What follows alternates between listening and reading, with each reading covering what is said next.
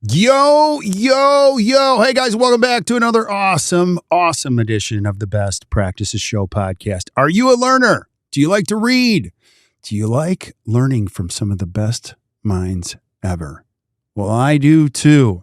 And today I bring back one of my favorite guests of all time. His name is Dr. Uche Odiatu, the premier expert in fitness, well-being, and health in dentistry. And today he reveals his top 10 favorite books of all time. It's awesome.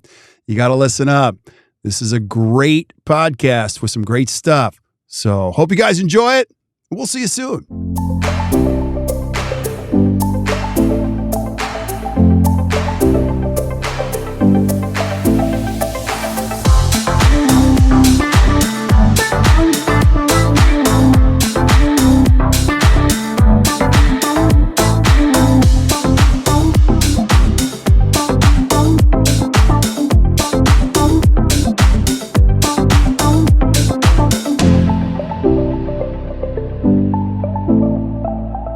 Hey guys, welcome back to the Best Practices Show podcast. I am absolutely loving this because I get to hang out with all my friends and learn great stuff and share it with you so that you can create a better practice and a better life. Today, we're going to be talking to one of my favorite human beings, favorite speakers, favorite guests of all time, Dr. Uche Odiatu. And we're going to be talking about the infinite wisdom of his 10 favorite reads of all time on wellness. Uche, thanks for being on, brother. Hey, always a pleasure. Love sharing. Love your energy. So let's amp each other's mojo. Let's get this going. Let's do it. Let's do it. Now, before we get into it, we got to talk about the value of books. Now, 26 years in, I was taught right out of the gate, if you're going to get involved in dentistry, you got to start reading. You are what you read. I've had all these people tell me, so many people said, garbage in, garbage out. That's not true. Garbage in, garbage stays. And what that means for me is you got to be reading. Think about this. Uche, people have spent their whole lives writing a book. It costs $9. Do you think we should pick it up and find out what they learned in a lifetime of reading or writing? Yeah, it's inexpensive. The investment of time that goes into it, and we can actually listen to an audiobook in 10 hours. Or read it over 2 or 3 weekends. You can, they talk about the best way to learn is other people's experiences. There's no better way. Your own experience is the toughest one because you have the school of hard knocks. But when you listen to someone else's journey and what they did and what they didn't, what they wouldn't do, OPE, other people's experiences. So it's a very efficient way to get smart and get wise early. Yeah, it's very efficient too. So I don't know who said this, but turn your car into a mobile classroom. I think it was Jim Rohn who said that. That was great. And then also I had another person tell me the best way to retain it is in multiple ways. So not only get the Audible, but also buy the paperback book. And I found that to be infinitely valuable because I have the copy of the manuscript in my hands. And then I also listen to it driving back and forth to work. So however you do this, retaining the information is awesomely important. Yeah, I love it. I am who I am because of our reading. How could one person in their own experience ever be valuable other than as a human we're valuable? Like the minute you start learning other people's experiences, you make your ability to solve problems. You have way more tools. It's like having a carpenter with 100 tools compared to someone who just has a hammer and a saw. Like you're going to build a better house. Yeah. Well, I got to ask you, because I get this question all the time. Do you like paper or digital books? I do both. I think a lot of times when I love a book, I'll get the audiobook and the hardcover or soft cover. So I don't actually read hardly any ebooks. They're either a hardcover or a soft cover or listing. But I do a lot of listing. I'd say maybe one every 10 days on average, but one every 2 weeks maybe. But it's ferocious. It's fast. And again, people always think they can't do it while they're doing something, but we're not listening to it to memorize it. It's just the subtle nuances. Like, and you think about how many your favorite books, if we said we had to speak about it for, a couple of minutes, usually it'd say, this is my takeaway. Mm-hmm. So you don't have to commit it to memory. You're listening and your alpha state of your brain learning, and it gets in there. And I'll often listen to a book twice, but what keeps me there is I'll take notes as I'm listening to it. So I have a lot of the books that we're going to share today, I've actually taken notes on. So I've actually emailed them to people. So a lot of people say, Uche, I'm not going to buy the book. I'm not going to listen to the book. Just give me your notes. So people like a lot of efficiency. Yeah. Well, we'll break it down in a real simple fashion. Let's go through them. Uche sent me a list of 10 of them. So let's start at the top. Diet Myth, Tim Spector, PhD. Tell us about it. Yeah, really good book. I'm always looking for the top books on nutrition. And you think of all the different diet books and all the confusion about keto, paleo, and all these books that claim that, the acai berry is the most important. I love books written that are based on lots of studies. I look to the back of the book to see if there's how many pages of references they have. Diet Myth is written by epidemiologist out of England. His name is Tim Spector. I chose it because I saw all these reviews saying it was a great book to buy, a good summary. Also, Tim Spector studied 12,000 twins over 10 years, and he was able to deduce what's nature, what's nurture. And when I read the review, it said height is 80% nature. So 80% of your height is what your parents and your genes, but 20% is your nutrition when growing up, how much stress you had, and how many infections that you had. So that's just a neat thing. So 20% of how tall you and I are because of the quality of our diet, how much stress we had, and what infections we had growing up. So that got me right there. That's a neat talking point. I love his ability to deduce what was real, what was not real. Love it. A lot of research, I would imagine, in that book. But the audiobook, he's got an English accent, so it's great listening to anyone with an English accent. It kept my ear and my attention.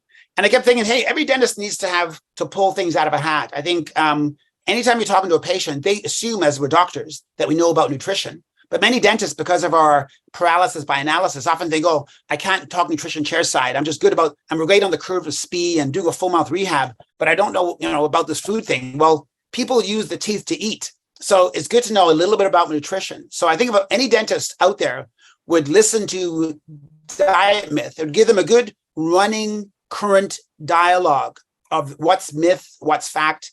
It talks about vitamins, talks about antibiotics in the meat. It talks about dairy and gluten allergies and nuts. It's well done. That's awesome. Awesome. Book number 2, Exercise by Daniel Lieberman. Tell us about it. This is my current one. I think it came out just in the last 6 months. He's a Harvard professor, PhD, extremely smart. He's an anthropologist. So he talks about exercise and movement and physicality through the ages. So I like anything that's a different spin of it. Most people talk about exercise as, do I do Orange Theory? Do I interval training? So a Harvard professor looked at, how did we learn to walk before we ran? He talked about how the value of exercise in terms of staying healthy. He said, technically, we're built to move. He showed how there was a study where they took I'm not sure how many 25-year-olds, but he had them lay down for 3 weeks. They're basically sedentary for 3 weeks. After 3 weeks, they looked at their vitals, their blood pressure, their pulse, their fat, their cholesterol. And they found out they had the physiology of 40-year-olds. So in 3 weeks of lying down, these 25-year-olds had the physiology of a 40-year-old, to tell you how quick we get out of shape. And then they fast forward. They looked at these people. It was a long-term study. So they looked at these people at age 50. So they went ahead, I think 25 years. And what they did was they saw that all of them had gained 50 pounds on average, and they were completely out of shape. Not necessarily being sedentary, just the average of them. They went back to their normal lives. And what they saw was as little as 8 months of exercise, nutrition, they got their health back. So sedentary living kills us. But in as little as 8 months, on average, any of us could reclaim health. As this is all of the book called Exercise by Daniel Lieberman. So all these dentists are, winding down at 55 or saying, oh, now that I'm 60, you don't realize within eight months or 32 weeks, you could reclaim your mojo and be as strong as any new grad. Yeah. And that's really the important piece, because before we hit the go button is the why. Why would I want to read this as a dentist? Well, that's really clear for me. I mean, this dentistry is a physical sport. Mm-hmm. While exercise is important to feel good, you have to maintain the support system that makes dentistry possible, don't you think? Exactly.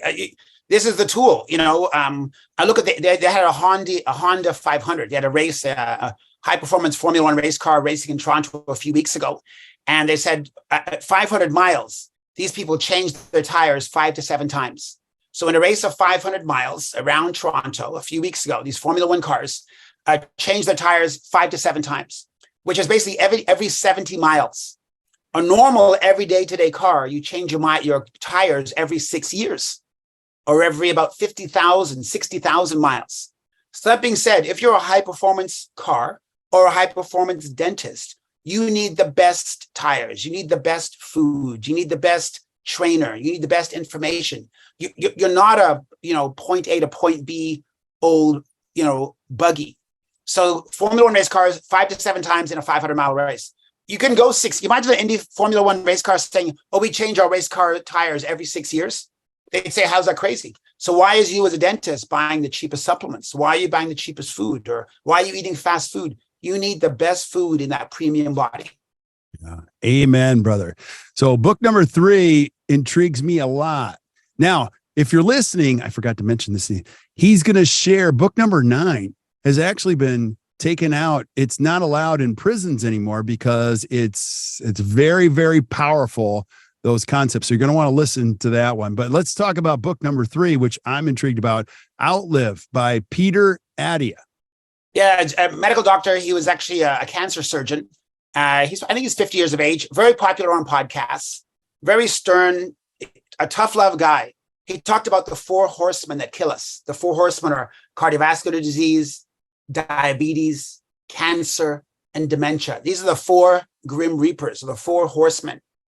And in his book, and it was like he's written very cold turkey, he was saying things like, you can't just be in average shape or in good shape. He said you have to get in the top 5% for your age group if you want to be a high-level independent liver between 70 and 90. Because whatever shape you and I are now, if we didn't do anything else, it's a downhill slide. So you and I have to get in the top 5% of people in their 50s if you want to be a supreme top percenter as you get older. There is no way around it. He also said that he used to think nutrition or food was the most important thing to stay healthy. He said, no, exercise, being physically active is number 1. The body needs to move. Because I've even seen that myself. You go to a health food store, you see a lot of people very fragile, eating healthy, but very fragile. Many of them, if you don't exercise, they're healthy, but are they fit? He says fitness is number 1. This is Peter Attia, Attia. And he's always on the Huberman report. Andrew Huberman is a neuroscientist out of Stanford, and he has a great podcast on Spotify and on YouTube. He has Peter Attia everywhere, Attia, but he's a medical doctor. Tough love on exercise. He said, if you're not in the top 5% for your age group, be prepared to live a very dependent, dwindling last second half of your life. Yeah, a mutual friend that we share on the speaking circuit, Dr. Gordon Christensen. You mentioned this before we hit the go button. Share the conversation you had with him, because I asked you, how old is Gordon? He's amazing. He keeps going and he's super sharp. Tell us about that conversation. Well, he ran a 2-day symposium. It's called Paradigm Shifts in Dentistry. And it was in Vegas about a year and a half ago. And everyone always wants to know how old you are. And it doesn't really matter. His energy is like right up there. And one point in the day, he said, I'm 8 years past the age most men leave the planet. And I'm thinking, wow, is he 88? Because his suit was fitted. His hair had gel. His handshake was like a vice grip. New watch on, stuff to do. His MacBook Pro was right up to date. Didn't tire, didn't yawn, didn't get fatigued. He'd ask attendees at his conference, who needs a break? It wasn't him. It was, do you need a break listening to this guy who's almost in his 9th decade?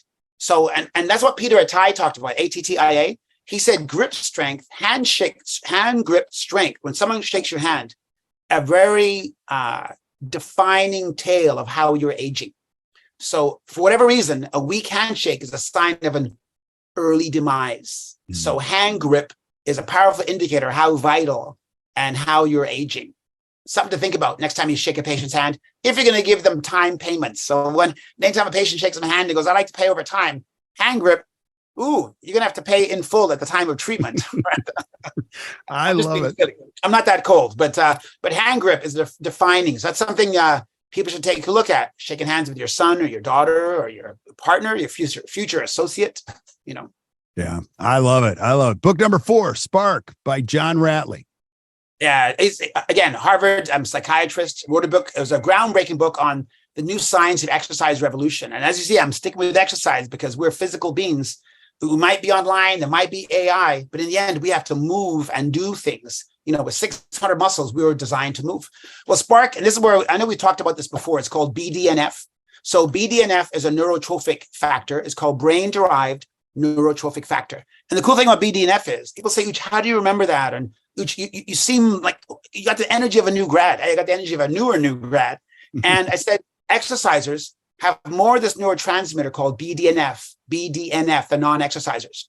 And BDNF encourages communication between all 85 billion neurons. So you have 85 billion neurons. I have 85 billion neurons. Half of them are a cerebellum, which was designed to keep us upright. To give you an idea how the cerebellum has half the neurons in the brain. And it's all about keeping us upright when you think of physicality and posture and moving. Well, BDNF facilitates communication. Someone said if there's 85 billion neurons, each neuron has up to 10,000 connections it makes, 10,000. So if you're not moving very much, you have less of this neurotransmitter, which means brain fog, lack of clarity, poor memory, forgetting stuff, going into a room and wondering why you came. These are all signs of possibly age-related decline. So it's good to keep your brain young. One of the best ways is this Spark, John Ratey, a psychiatrist, said, exercise is one of the top treatments for almost every mental disorder. Jogging, walking, dance, Zumba could help every mental illness get better. It's a powerful book. I love it. This is a powerful combination, buddy. Number 5, The Clever Gut Diet by Michael Mosley. Yeah. Why I read this book is I was born in England. So this guy's an English doctor. He was given the diagnosis of having type 2 diabetes. And in 12 weeks, no, I think it was 16 weeks, he lost 20 pounds doing intermittent fasting. He had a different technique. He did 5 days of regular eating, regular meals. And then Saturday, Sunday, he ate 600 calories each day. So 5 days of regular meals, Saturday, 600 calories, Sunday, 600 calories. I think he lost 20 pounds and he reversed his type 2 diabetes. That was an interesting prologue. I'm like, okay, he's got my attention. And he's all about the fact of fermented foods. One of the things that most people don't know is that if you cook hot white rice, it's got a high glycemic, right? So if you eat a cup of rice, your blood sugar spikes. Well, a lot of cultures, they cook rice and they keep it over 1, 2, 3 days. Every time you let rice cool and reheat it, it lowers the glycemic index factor. So it becomes more of a resistant starch. So that way it is actually easier on your blood sugar spiking. You throw in some olive oil or some fish or some vegetables, it lowers it even more. So I love that. So if you're eating rice that's been reheated, it's not such a high glycemic spiking food. Yeah. So that's really good to know. Number 6, Clean by Benjamin Hamblin or Heyman, Hamin. Yeah, Hamblin. Really good book. Obviously we're very clean. COVID's made us very clean. We're always washing hands. You're traveling on a plane and you see people sanitizing their tray and sanitize it behind the seat, even though they've actually shown that the dirtiest place with flying is the kiosk. That kiosk where you put your passport in, you check in when you first get to the airport, 350,000 CFUs, or colony forming units. The toilet on the plane, the seat, has only 90,000 colony forming units. To give an idea, when you scratch your eye and put your passport in, you're better off being in the washroom looking at your passport. But he talked, Clean was all about the fact that we're too clean. Supposedly about 15% of our biome is on our skin, these 2 square yards of tissue that cover us, a big part of our physical immune system. Well, they've shown that our biome communicates, our skin biome communicates with our stomach biome.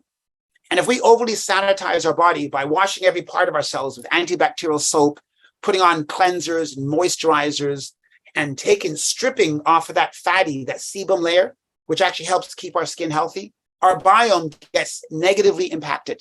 So he was saying the new research shows being too clean is not good for your overall immunity. Not that you should never wash your hands. Just don't scrub every inch of you, because they've actually shown that those 100,000 bacteria that are on every square centimeter of you communicate with your biome that everything's okay. So when we strip it with really strong soaps and cleaners and cleansers, we're actually doing our immune system harm.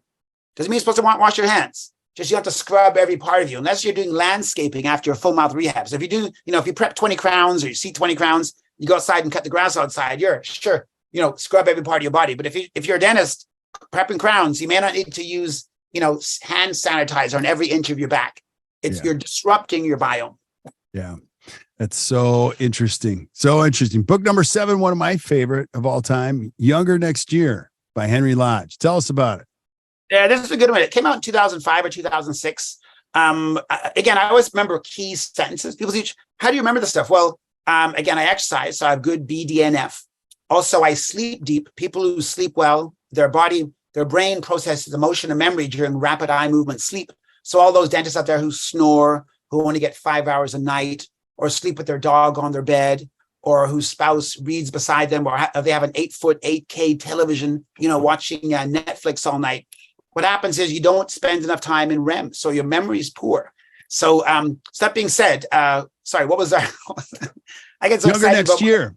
Oh, Younger Next Year. So the reason I can remember this stuff. So Henry Lodge, that's funny. Henry Lodge said, I like this one.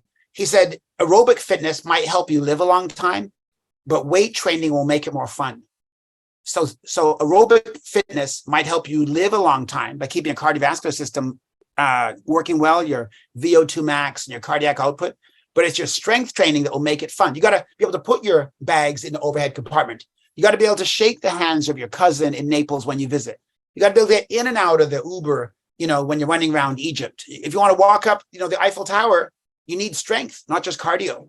So I love that part of it. He was saying that most people only do one kind of exercise. You really got to do all three. So strength training, aerobic training, and also flexibility.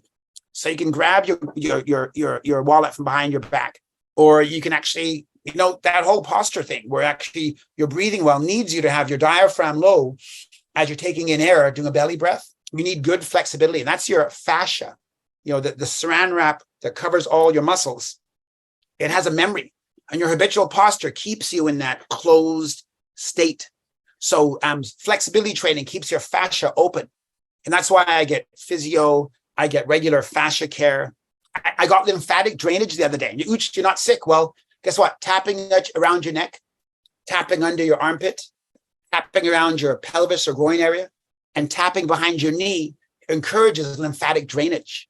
So, and you think, how do you remember all that stuff? Well, I'm reading books in multiple disciplines. So when I talk to any patient chairside, they see that I'm a current doctor with current knowledge. And then they see me greater than just a fill and drill guy or a fill and drill woman, So I am the person that likes to have a broad view.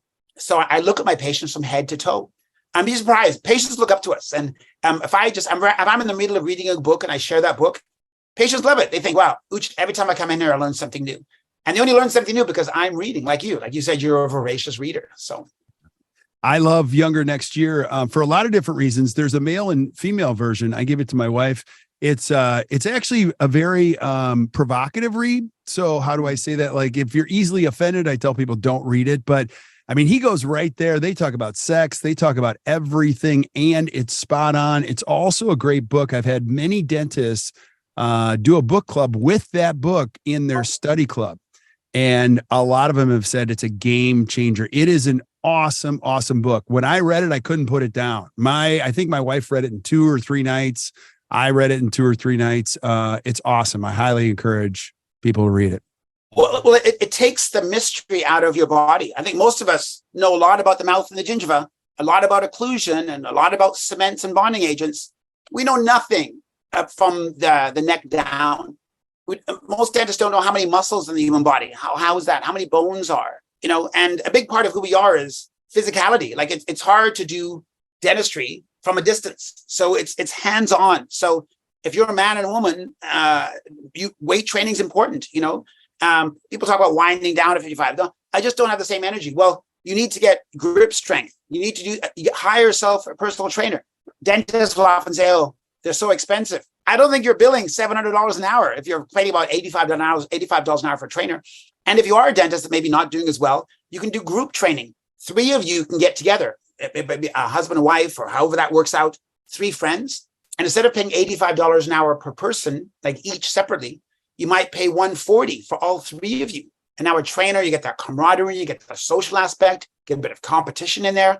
You'll never miss a workout. So it's all about maximizing your time and whatever works for you. You know, some people can work out on their own, pretty rare, because 85% of people have no exercise habit. So it's a slow downhill slide. And Dr. Peter Attia, author of the book Outlive, that slow downhill slide is gradual, and then you fall off a cliff, you know, break a pelvis or break a femur. And then within 5 years, 20% of people die. So it's a slow downhill aging, but then you fall off a cliff. So that being said, we can stack the deck in our favor of having a long, happy career. And there's nothing like taking care of the body. It's such a valuable investment, you know, better than Bitcoin, believe it or not. I know Craig Stodak, like we talk about Bitcoin, but it's better than Bitcoin. You know? Yeah, totally. Aging Well, book number 8 by George Vaillant. Tell us about it.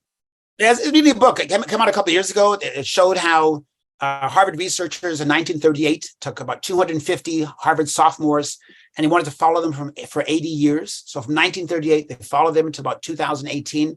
They went through about 5 or 6 different researchers because it was an 80-year study. And they looked at all the top 6 reasons what makes some people age well. Well, the standard ones we all know: drink less alcohol, don't smoke, eat healthy, exercise, manage stress. But the 6th one, they were shocked. They were shocked at how important your intimate relationships are and how it makes you be healthy.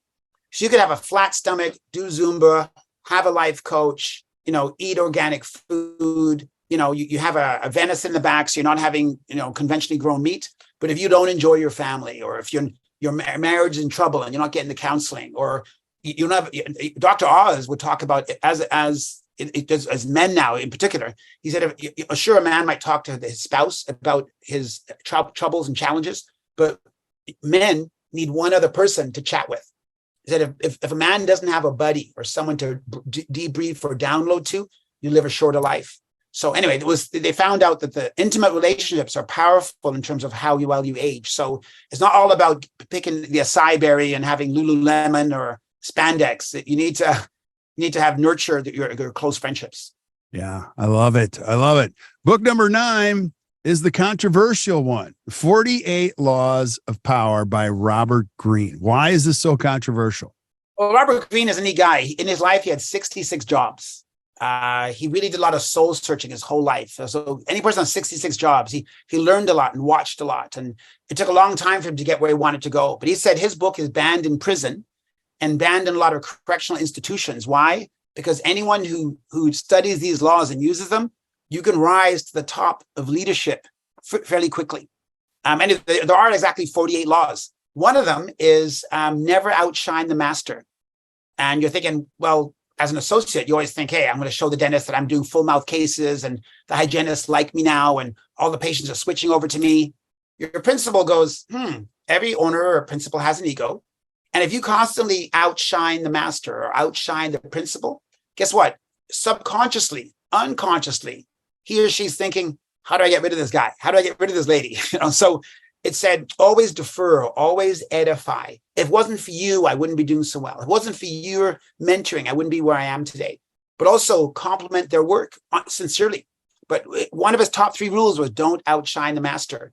And he showed all through history how vice presidents and certain cabinet ministers, if they outshine the president, the prime minister, the king, either beheaded, imprisoned, banished. It was incredible how many times in history you think you're being a great vice president, boom, you're gone. So they say the head guy or head woman has an ego. Yeah. So they took it out of prisons. Why? Like, give us the backstory on that. Well, they thought anyone that looked at these things, it's like a corporate book on how to master the corporate ladder. You could be a bad dude or a poor intentions, but by following these rules, you can make it to the top. And now you have, 300 CEOs in the prison getting what they want, ordering people around. So it's all about obviously prison's all about control. So 48 Powers puts the social Machiavellian network back in your control. He basically dissected it to 48 laws. One of them was, if you're a leader and you do anything mean, put the meanness in a velvet glove. If you're going to have an iron fist, put it in a velvet glove. So if you can do something really tough, do it with kindness. One of them was always have a scapegoat, never take full responsibility yourself. Another one was, this is where it's interesting, where you think, why do people do it? And you could all think of people who stand out, but any world leader should have a signature look. Or if you want to be a leader, have something that stands out. So a certain tie color, or a certain dress, or a color, or do your hair in a certain way. Or think of Salvador Dali, or Andrew Warhol, or a shaved head, or a certain suit color. But having a signature look, it's memorable. Even if people mock you, they think of you, they stand out. It's how to be memorable. Always be memorable. So that was interesting. Interesting. Wow. Very interesting. Book number 10, The Body Keeps Score by Bessel Van Kolk. Tell us about it.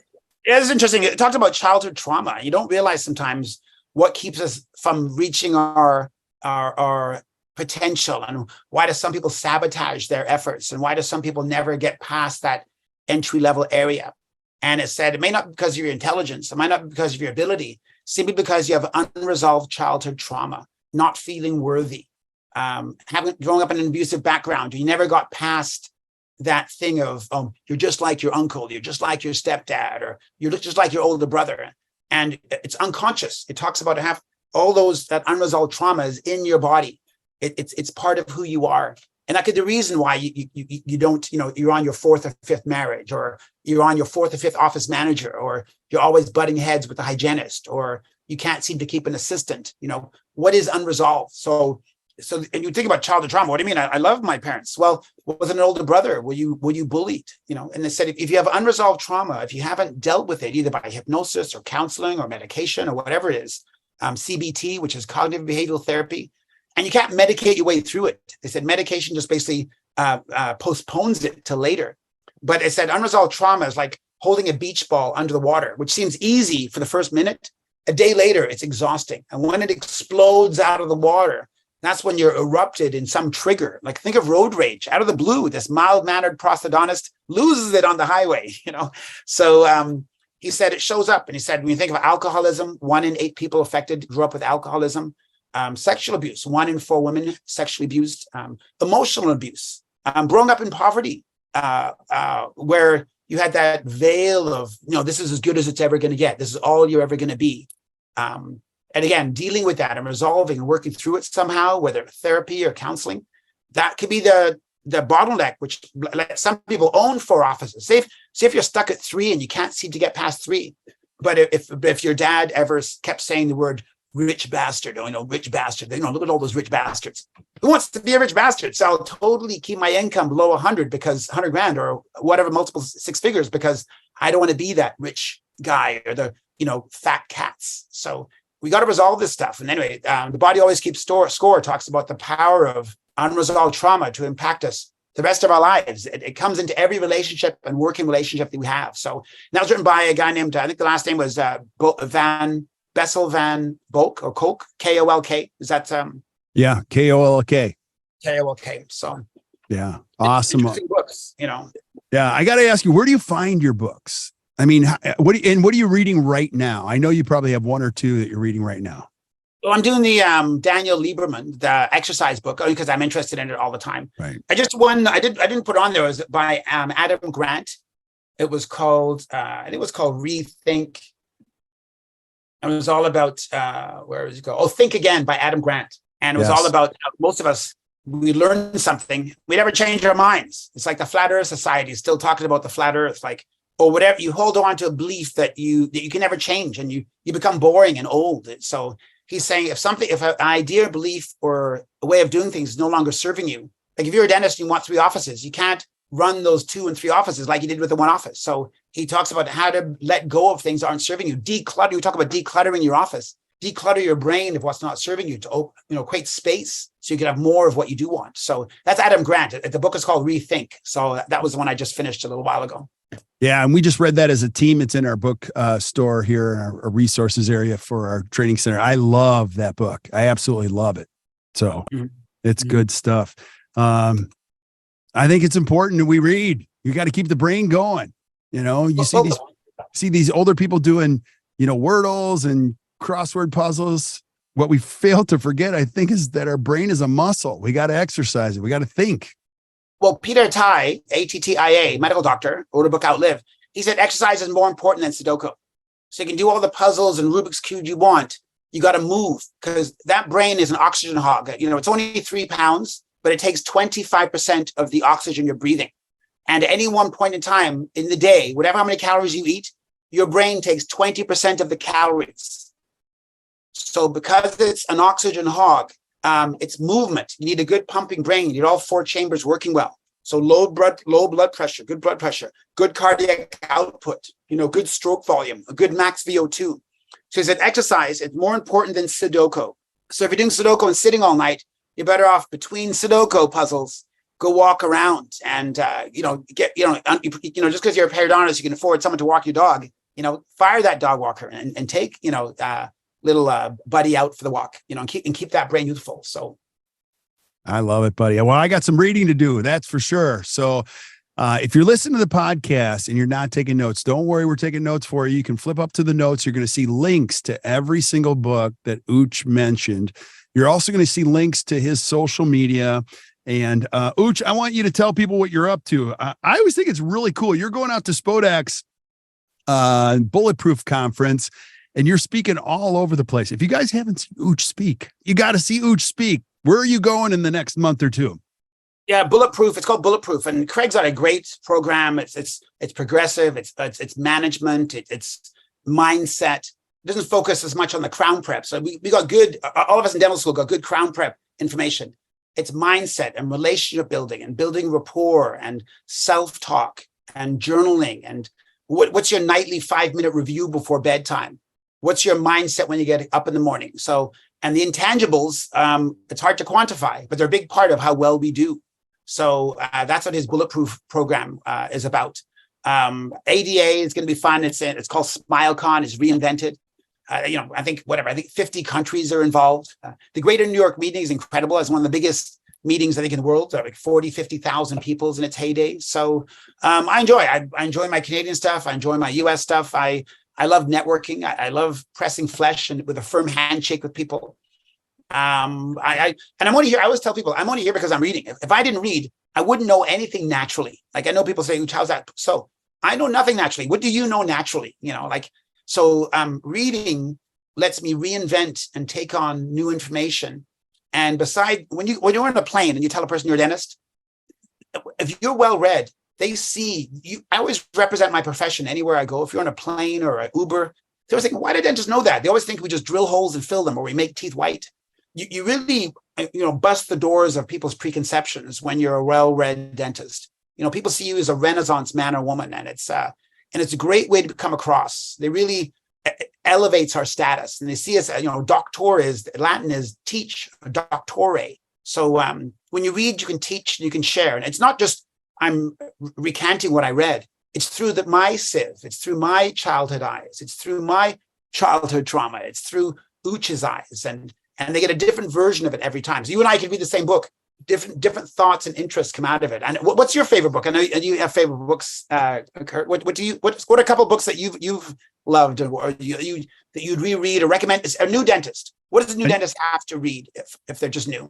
Yeah, so I have a lot of them, and I could create a whole half-hour thing. But the number one book I've read the most, I probably read it 26 times. It's Traction by Gino Wickman. Now, I'll tell you why. And I currently have it in my backpack, and I listen to 1 or 2 minutes a day while I'm riding in the car because it's an operating system. Most people complain that it's dry, it's boring, it's very simple. Well, I enjoy it quite a bit. It's not that the book changes. I change every time. And it also, I'm an eye on the disc profile. I like ideas. I like to chase bright, shiny objects. And I have a coach. She's amazing. She helped me understand that the signature of mediocrity is chronic inconsistency. And so that was the first 20 years. I mean, we were doing good stuff, but I was chasing new stuff all the time. And what I realized when I read Traction, and I have many friends that have built multi-million-dollar businesses. I have a friend who runs a $100 million business with the book, and he's a traction coach. And Craig is a big fan. Craig Spode. it's a real simple way to create an extremely healthy business. Why wouldn't that be the primary read? Now, I love Younger Next Year, As a Man Thinketh by James Allen, The E-Myth, Psycho-Cybernetics.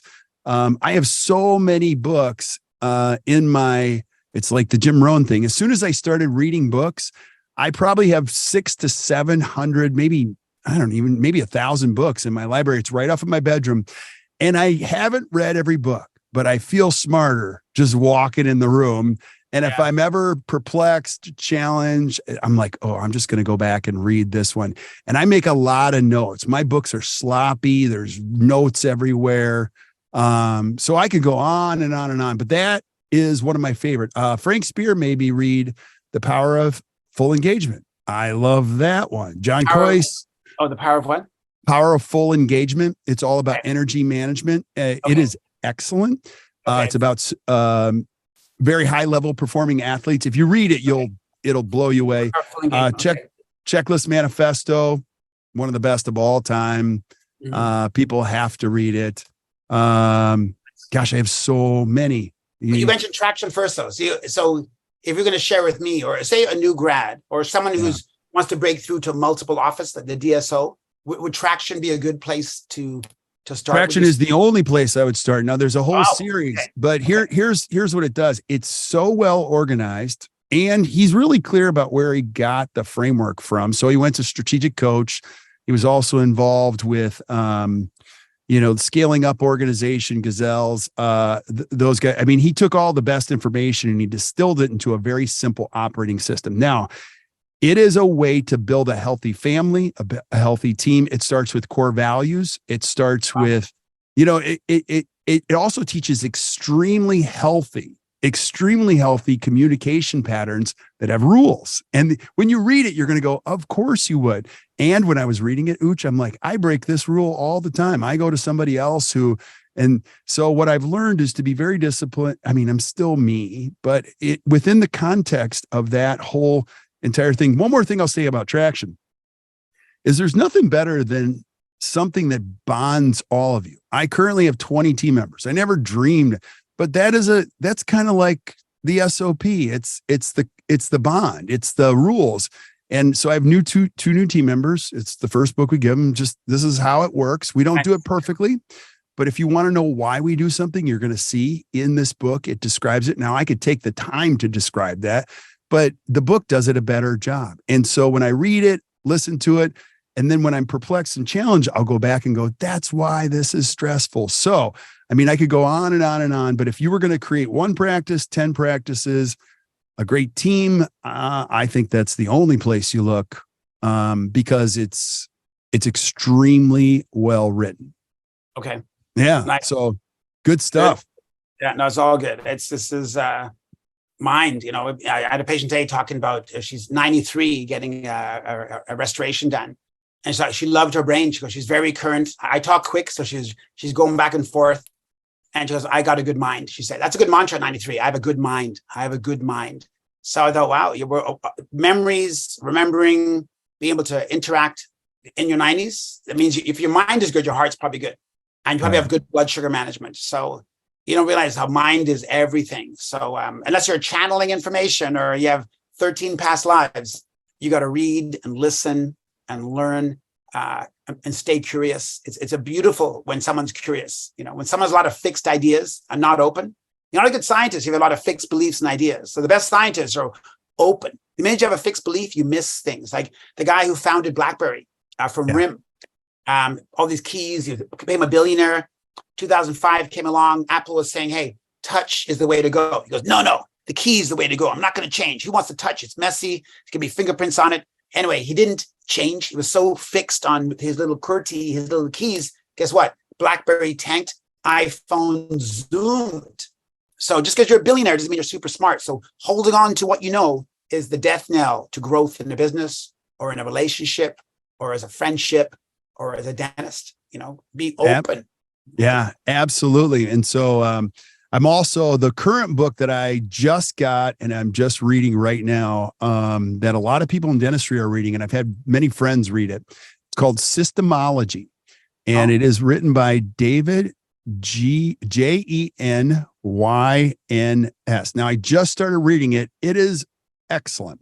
Now, I'm only on the first, or I think I'm in the second chapter, but Okay. I've had a lot of other people in dentistry read it, and they're like, this is great. And it's just a different look at how to create predictable systems. And it's very, very well done. So highly recommend it. But I would love, Uche, I'd love to have you back annually just to talk about the best reads in the last 12 months. What do you think?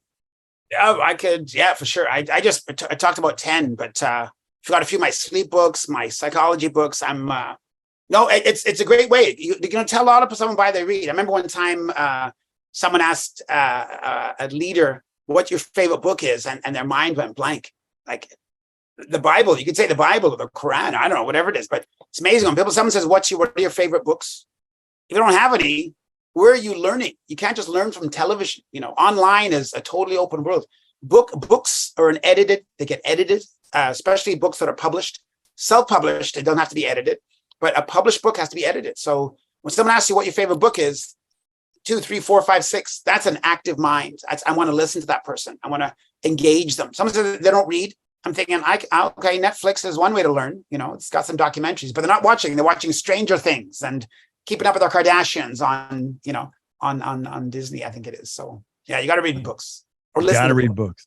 Well, buddy, as always, I'm so grateful to have you. I'm going to have you back again and again and again. And I'm just going to say this: if you haven't, felt the power of Uche in a live performance, you got to go. It's like life changing. So make sure you check it out. So Uche, thank you, brother. Appreciate you. I'm here to serve. Thank you. Oh, you're the best. So stick around while we say goodbye to everybody else. But thank you guys for listening to the Best Practices Show podcast. As always, I'm crazy grateful. So keep sending us suggestions for things you guys want to see. Hey, and if you enjoyed today, do me a favor, just hit the share button, share this with your friends. I know you guys are a lot of you guys are doing it. I'm just having so much fun doing this. So until we see you guys next time, or you hear from us next time, keep watching or keep listening to the Best Practices Show. You guys enjoy your day.